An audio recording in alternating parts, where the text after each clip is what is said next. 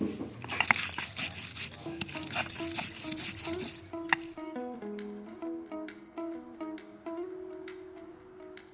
কুল পাড়তে এলাম।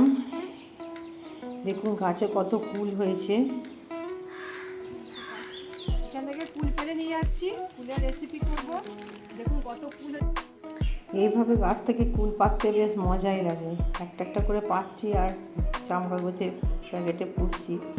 এইদিকে আবার ঘুরে এসেও আবার পেড়ে নিচ্ছি।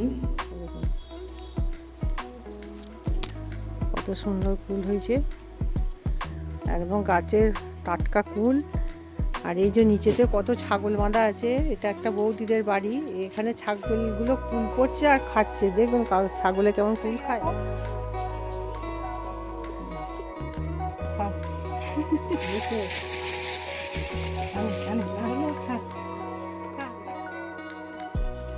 এই দেখুন কত কুল খাচ্ছে, দেখুন। বন্ধুরা, দীপ্তি কিচেনের সকল বন্ধুদের স্বাগত। আজকে আমি কুল নিয়ে এসেছি গাছ থেকে। আজকে কুল আমি মাখা করবো। আর এই সময় তো কুল খেতে খুবই ভালো লাগে। এই সময় কুলের সিজন, আর কুল দেখলেই তো জিভে জল চলে আসে। কিভাবে কুল মাখাটা তৈরি করছি আপনারা দেখতে থাকুন। আমি চলে যাচ্ছি কুলটা মাখা তৈরি করবো, আপনারা দেখুন। আর জলের মধ্যে দিয়ে কুলগুলোকে ভালো করে আমি ধুয়ে নেব।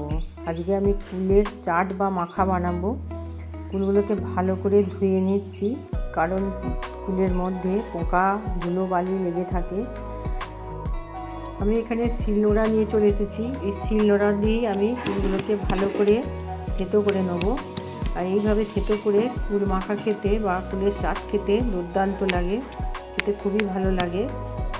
আমি একটু সময় নিয়ে এগুলোকে ধরে ধরে আমি থেতো করে নিচ্ছি। এইভাবে সব কুলগুলোই আমি থেতো করে নিচ্ছি। আর একটু নোড়া দিয়ে আমি একটু হালকা করে বেটে নিচ্ছি। খুব বেশি মিহি করে বাটবো না, সামান্য একটু বেটে নিচ্ছি। এইভাবে বেটে নিয়ে কুল মাখা খেতে দারুণ লাগে। আমি এগুলোকে একটু পাশে রেখে দিয়ে আরও যে কুলগুলো আছে সেগুলো আমি একটা একটা করে দিয়ে দিয়ে থেতো করে নিচ্ছি। এবার আমি একটা প্লেটের মধ্যে তুলে নিলাম। শিলের মধ্যে কিছুটা ধনেপাতা আর কাঁচা লঙ্কা দিয়ে আমি ভালো করে এটাকে বেটে নিচ্ছি। কাঁচা লঙ্কা ধনেপাতা দিয়ে কুল মাখা খেতে দারুণ লাগে। একটু ভালো করে একটু বেটে নিচ্ছি। আর এই কুল মাখা খেতে খুব বেশি উপকরণের প্রয়োজন হয় না। ধনেপাতা কাঁচা লঙ্কা দিলেই কুলের টেস্ট অনেক বেশি বাড়িয়ে দেয়।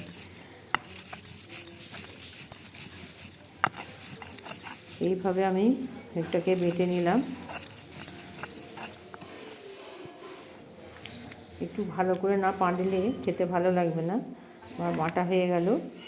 এবার আমি ফুলগুলো শিলের মধ্যে দিয়ে দিচ্ছি। যেগুলো আগে থেকে থেতো করে নিয়েছিলাম সেই ফুলগুলো দিয়ে ধনেপাতা দিয়ে আমি ভালো করে মাখিয়ে নেব। ধনেপাতা আর কাঁচা লঙ্কা বাটা আছে,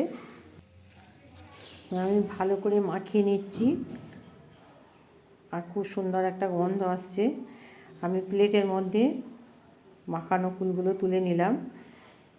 এবার এর মধ্যে কিছু উপকরণ দেবো। সেটা হচ্ছে বিট লবণ, একটু হালকা করে লঙ্কা গুঁড়ি দিয়ে দিলাম, একটু সামান্য নুন দিয়ে এটাকে ভালো করে আমি মেখে নেব।